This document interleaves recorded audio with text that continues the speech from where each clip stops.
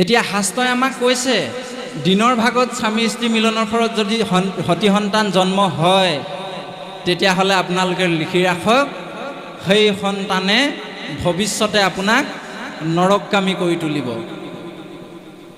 অৰ্থাৎ হিৰণ্যকশিপু আৰু হিৰণ্যাক্ষ ইয়াৰ উদাহৰণ। আমিনো কি ক'ম আপোনালোকক। সন্ধিয়া সময়ত মানে এই যিটো পোহৰ দিনৰ বেলাত সন্ধিয়া বেলাত তেওঁ মানে স্বামীৰ ওচৰলৈ সন্তান বিচাৰি গৈছিলে। বহুত কাকতি মিনতি কৰিছিলে, আইগৰাকীক বুজাইছিলে এইটো সময় নহয়, কিন্তু তেওঁ নুশুনিলে আৰু নুশুনাৰ কাৰণে দুটা দুৰ্দান্ত অসুৰ জন্ম হ'ল, হয়নে?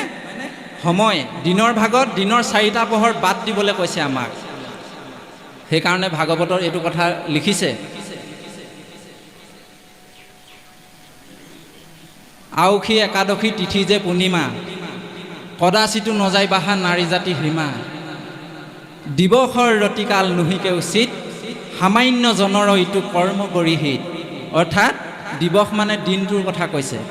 এই দিনৰ ভাগত নিষেধ,